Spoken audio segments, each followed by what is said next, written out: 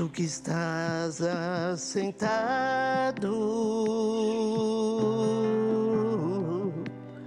no trono, sempre reinando, soberano,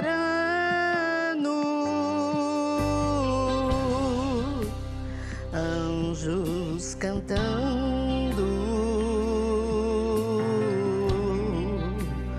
homens louvando, Deus reunido com seu povo, Alfa,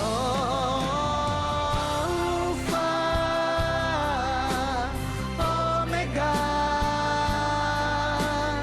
Cristo, Filho, ó vem, ó vem, ó vem, Senhor Jesus, Maranata, Cristo, Filho, Mestre, ó vem, ó vem, ó vem, Senhor Jesus.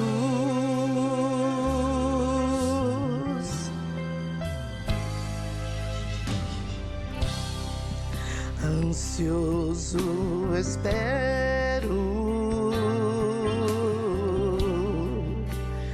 a sua volta, o grande dia em que tu virás, então subiremos, contigo estaremos para todo sempre.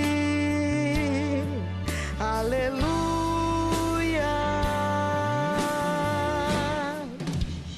Alfa,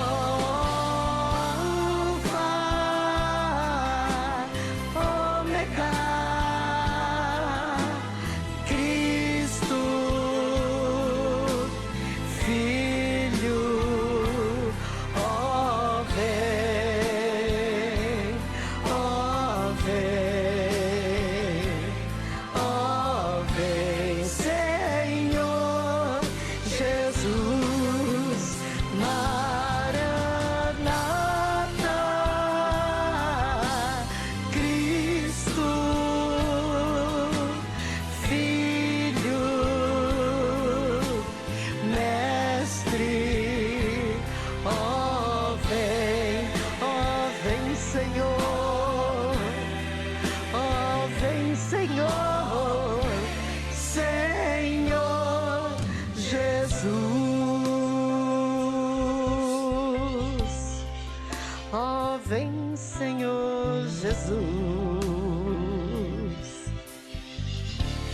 vem, Senhor Jesus.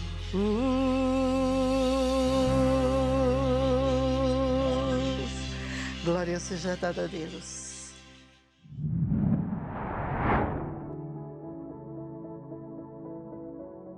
A paz do Senhor, amada igreja, amado irmão e irmã, sejam bem-vindos a mais um culto da série Falando de Deus. E que Deus novamente fale conosco, como já tem falado através de louvores, como já tem falado através da sua presença em nosso coração, e que venha falar também através da palavra que vai ser entregue esse final de tarde e início de noite. Eu creio que nós já ouvimos falar, você já ouviu falar, que às vezes em uma determinada construção ou obra é lançado ou colocado lá uma pedra fundamental. Vemos isso muito comum em igrejas, principalmente nas igrejas presbiterianas, quando eles estão para iniciar a obra de uma nova casa, numa casa do Senhor, eles lançam ali a chamada pedra fundamental. E o que significa, o que simboliza a pedra fundamental? Para nosso entendimento, pedra fundamental ou pedra angular é o nome que se dá a um primeiro bloco de pedra ou alvenaria lançado em uma obra, numa construção. É uma espécie de marco que pode ser também colocado debaixo do piso, onde vai se deixar registrado ou marcado o início daquela obra.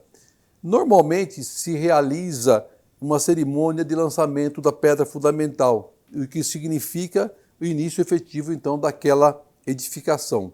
Segundo o dicionário da língua portuguesa, a definição de pedra fundamental indica ou assinala o início de uma obra importante. Essa é a definição. Também é costume se adicionar a esse local uma cápsula do tempo, chamada uma cápsula do tempo, que é um recipiente fechado, lacrado, onde nele se contém uma ata do que estava acontecendo, às vezes uma lista com o nome das pessoas presentes, algumas lembranças da época, tais como jornais, fotos, documentos, moedas e etc. A cerimônia de abertura da terra e lançamento dessa pedra fundamental, de se colocar lá a cápsula do tempo, ela é muito comum em algumas culturas e simboliza o primeiro dia de construção daquele edifício, daquela obra, daquele projeto. Aqui nessa casa, onde nós estamos agora filmando, que é na área da garagem, bem no meio da garagem, eu tenho lançado uma pedra fundamental, uma cápsula do tempo. Ela está aqui, ela foi lançada quando nós compramos essa casa e nós fizemos a sua primeira reforma.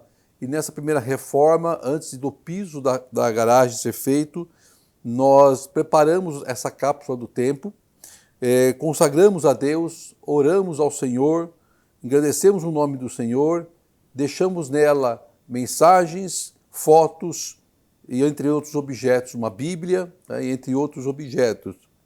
E um dia, quem sabe, alguém que quebrar esse piso vai encontrar essa cápsula do tempo. Pode ser que nem eu, nem minha esposa não estejamos mais aqui. Mas a carta que eu escrevi, eu guardei uma cópia. E eu queria só ler para vocês essa cópia, porque ela faz muito sentido a tudo que Deus tem feito em nossas vidas e tudo que tem acontecido. E ela diz assim: consagramos esta casa, esse lugar, às vidas que aqui pisarem ao Senhor. No futuro, quando não mais estivermos aqui, o Senhor continuará presente. Se esta carta e demais itens forem encontrados, é porque Deus assim o quis. Esta pedra fundamental, Ebenezer, mesmo nome que chamou o profeta Samuel em 1 Samuel 7, e cujo significado diz que até aqui o Senhor nos ajudou. É uma grande verdade em nossas vidas. Em tudo damos graças a Deus, por tanto que Ele nos fez e tem feito. Esta casa foi um presente do Senhor, em todos os seus detalhes, exatamente como sonhamos e apresentamos a Deus ainda como desejo. Deus atendeu o nosso desejo, como nos deu mais do que havíamos pedido, porque Deus é fiel. Este marco é o símbolo da aliança de Deus para com nossas vidas. Nesta casa, com muita felicidade, onde eu, pastor Arthur, minha esposa, pastora Angie, nossos filhos malteses, Oliver, a Sky, que infelizmente não está mais conosco, e o Toy, os nossos gatos Nick, que infelizmente também não está mais conosco, mas agora nós temos a Chanel e o Bambino, nosso filho querido Henrique, meu filho amado Eduardo, minha querida cunhada Áudia. Todos nós passamos aqui momentos muito especiais. Meu amado filho Eduardo, meus irmãos, sobrinhos, que às vezes ficam longe, nós demoramos para nos ver, mas todos eles fazem parte da marca de nossa história de vida. Mas tudo passa, tudo passa. Somente a palavra de Deus fica eternamente. Por isso, a todos que aqui passarem, sejam grandemente abençoados por Deus, que esta terra seja santa e próspera, e que assim, se Deus quiser, aqui seja levantado a Igreja de Cristo. E você que hoje lê esta carta, saiba que não há nada melhor do que servir ao Senhor. Que as maravilhosas pazes do Senhor Jesus esteja hoje e sempre com vocês. Amém. essa carta fala, e quando eu li, eu me lembrei de por que nós estamos hoje fazendo os cultos, louvando ao Senhor, lendo a palavra do Senhor nessa casa. Porque lá atrás, quando eu ainda nem sonhava com isso, nem passava pela minha cabeça, já havia feito uma aliança com Deus e o Deus feito uma aliança conosco. E a Bíblia também relata momentos em que um altar, uma pedra fundamental, foi levantada em agradecimento a Deus, como marca de um milagre ou ação sobrenatural de Deus. Uma delas está relatada em 1 Samuel 7. Mas antes de ler a palavra, como eu li essa carta, também na mesma época, eu havia mandado fazer essa placa, para deixar marcado aqui, Ebenezer, até aqui nos ajudou o Senhor. E sempre continuar nos ajudando. Então vamos ler junto 1 Samuel 7, do versículo 1 ao versículo 12, que diz assim: Então os homens de Kiriat Jearim vieram para levar a arca do Senhor. Eles a levaram para a casa de Abinadab, na colina, e consagraram seu filho Eleazar para guardar a arca do Senhor. A arca permaneceu em Kiriat Jearim por muito tempo, foram 20 anos, e todo o povo de Israel buscava o Senhor com súplicas. E Samuel disse a toda a nação de Israel: Se vocês querem voltar-se para o Senhor de todo o coração, livre-se dos seus deuses estrangeiros e dos postes consagrados, consagrem-se ao Senhor e prestem culto somente a Ele, e Ele os libertará das mãos dos filisteus. E assim os israelitas se livraram dos balins, dos postes sagrados, e começaram a prestar culto somente ao Senhor. E Samuel prosseguiu: Reúnam todo Israel em Mispa, e eu intercederei ao Senhor a favor de vocês. Quando eles se reuniram em Mispa, tiraram água e derramaram perante o Senhor. Naquele dia jejuaram e disseram ali: Temos pecado contra o Senhor. E foi em Mispa que Samuel liderou os israelitas como juiz. Quando os filisteus souberam que os israelitas estavam reunidos em Mispa, os governantes dos filisteus saíram para atacá-los. Quando os israelitas souberam disso, ficaram com medo dos filisteus.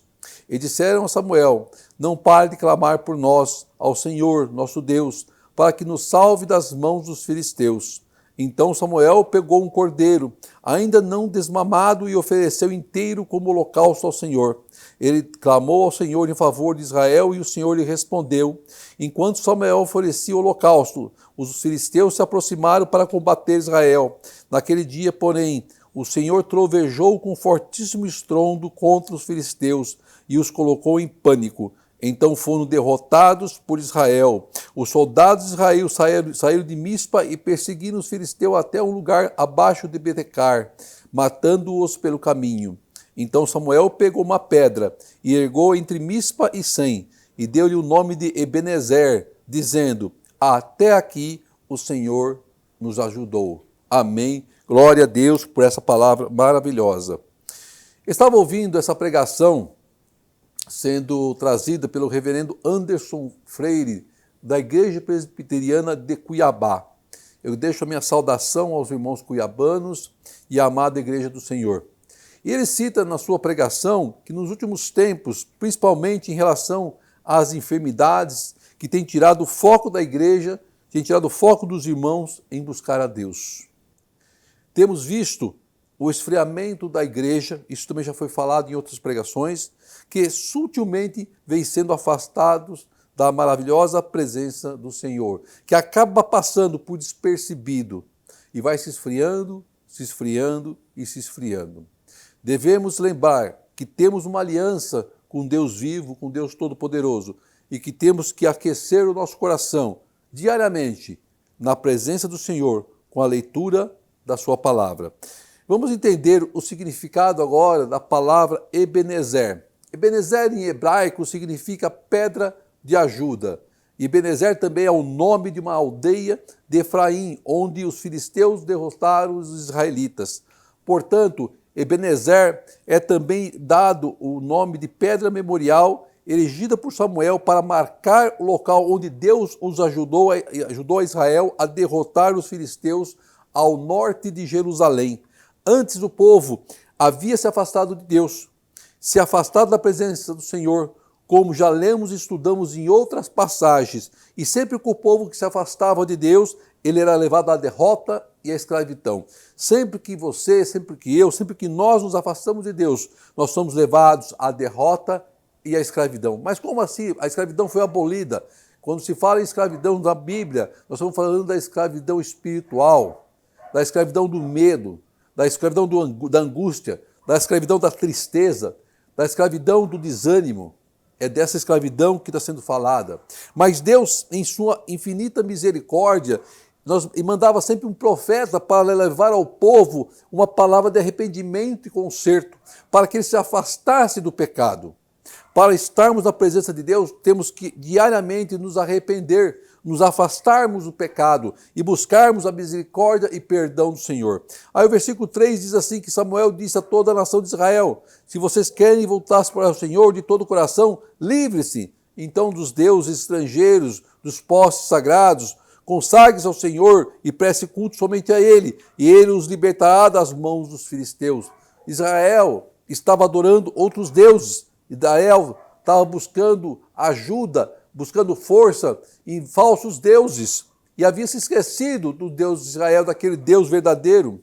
Mas havia uma esperança para o povo de Deus, como há uma esperança para nós e para a nossa causa, para a sua vida, para a sua família, seus projetos, seus sonhos. Sempre há esperança quando estamos na presença do Senhor. E a palavra diz, primeiramente, que os filisteus derrotaram os israelitas próximos ao Deli-Menezer. Por isso que o versículo 1 e 2 fala que eles levaram a arca da aliança. E o Senhor não pôde ajudá-los. O Senhor não pôde ser a pedra de ajuda do seu povo, porque eles estavam em pecado, estavam sem fé, estavam em desobediência. Deus não age no meio da desobediência, do pecado, da idolatria, da fornicação, da traição, da mentira. Deus não age nesse meio. É preciso estar limpo do pecado. Por isso Israel foi derrotada, por isso Israel foi humilhada, por isso Israel foi escravizada. E lá no versículo 4, perdão, 1 Samuel 4, 1, diz assim: os filisteus dispuseram suas forças em linha para enfrentar Israel, e intensificando-se o combate, Israel foi derrotada pelos filisteus, que mataram cerca de 4.000 deles no campo de batalha. 4.000 homens de Israel foram mortos, foram derrotados, foram humilhados por causa do seu pecado. Mas o povo ouviu a voz do Senhor através do profeta Samuel.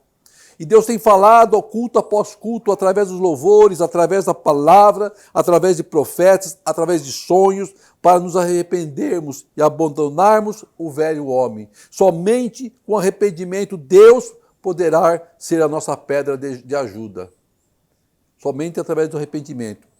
Aí o versículo 4 diz assim: assim, os israelitas se livraram dos Balaíns e dos postes sagrados e começaram a prestar culto somente ao Senhor. E Samuel prosseguiu: reúno todo Israel em Mispa, e eu intercederei ao Senhor a favor de vocês. Quando eles se reuniram em Mispa, tiraram água e derramaram perante ao Senhor. E naquele dia jejuaram e disseram ali: temos pecado contra o Senhor. E foi em Mispa que Samuel liderou os israelitas como juiz. O povo então se volta para Deus de coração aberto, arrependido. E o amor de Deus por seu povo era grande, sempre foi grande.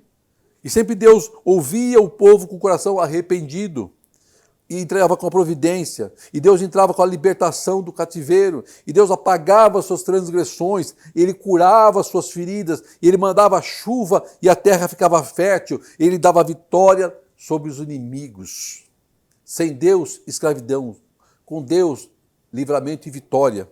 Assim Deus age sobre nossas vidas, sobre a sua vida, porque Deus é o mesmo ontem, hoje e amanhã. O homem muda, o homem se esquece, o homem não cumpre, mas Deus é fiel, Deus é justo. Aí o versículo 7 diz que quando os filisteus souberam que os israelitas estavam reunidos em Mispa, o que eles fizeram? Vamos atacá-los, vamos derrotá-los, vamos matá-los. O povo estava tanto tempo afastado de Deus que eles tinham perdido a sua fé. Afastar-se de Deus rouba a nossa fé. Parece que duvidamos do poder de Deus em nos dar a vitória. E é isso que estava acontecendo naquela época. E é isso que acontece nos tempos de hoje. Era o que estava acontecendo com o povo de Israel, imaginando que seriam novamente derrotados, levados cativos, presos humilhados, escravos. Haviam se esquecido dos grandes feitos do Senhor. O pecado apaga de nossa memória os grandes feitos do Senhor. Muitas vezes nos esquecemos dos grandes feitos do Senhor, de onde Ele nos tirou, dos milagres que vivemos, das vitórias recebidas.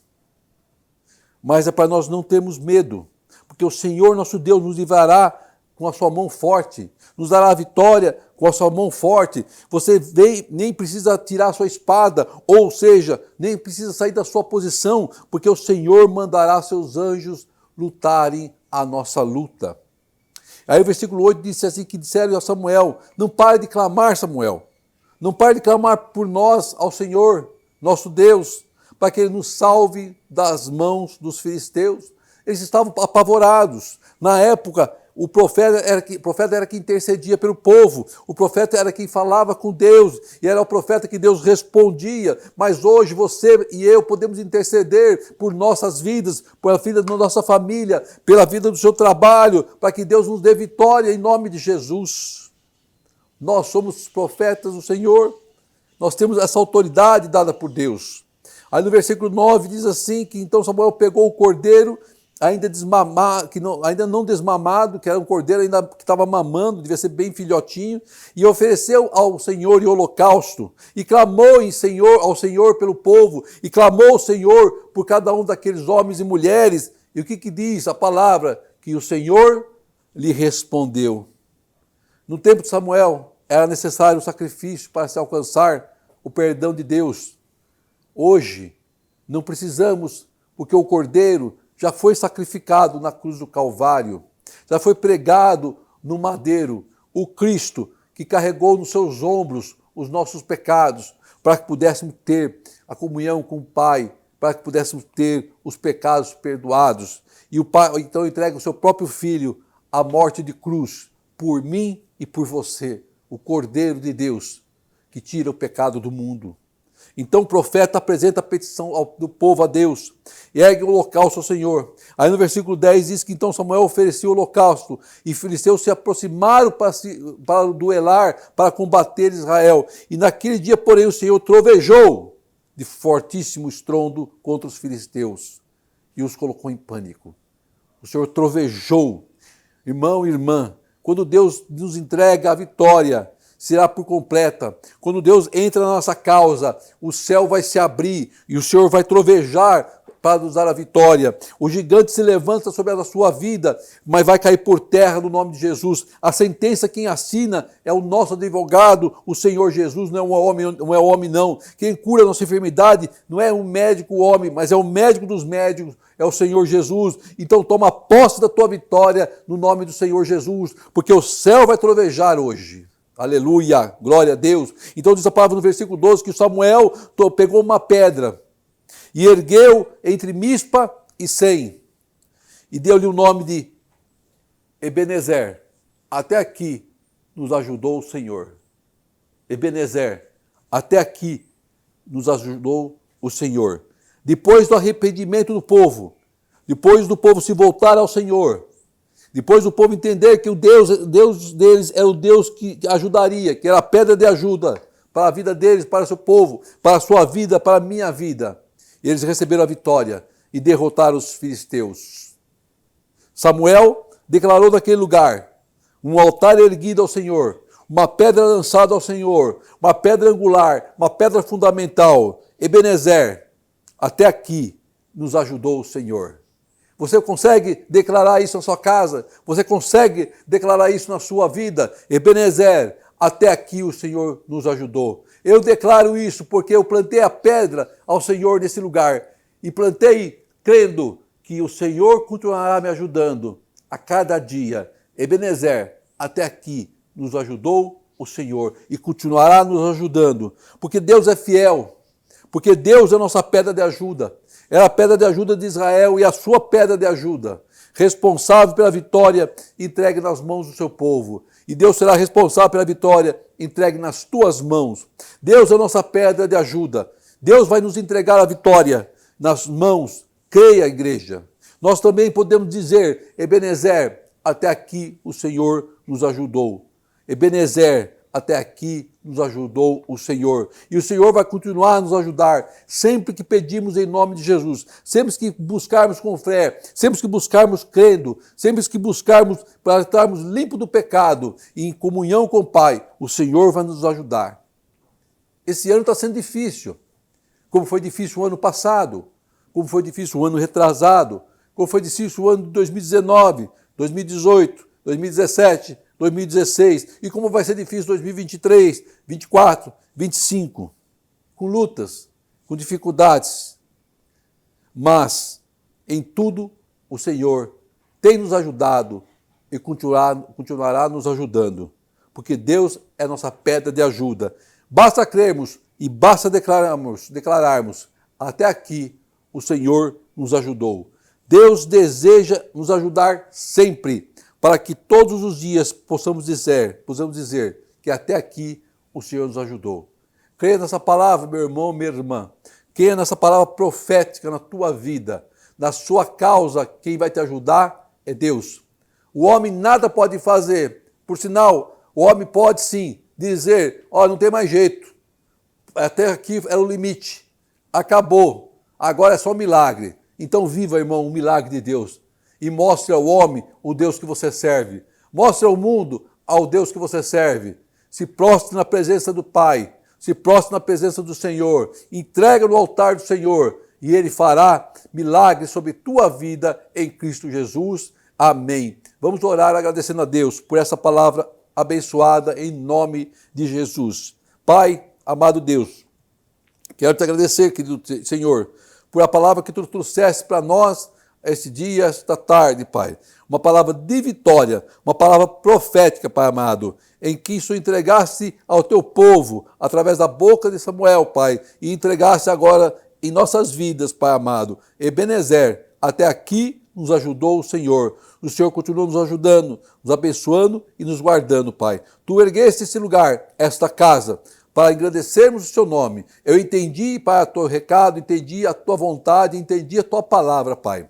Porque aqui é levantado a casa do Senhor. Até o dia, Pai, que assim o Senhor quiser mudar.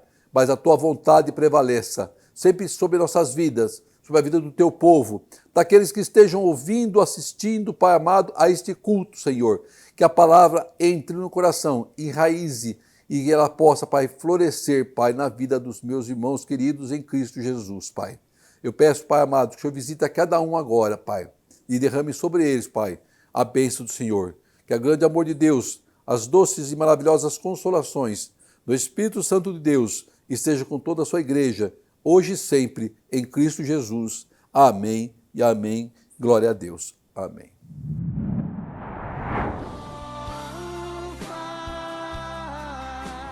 Ômega.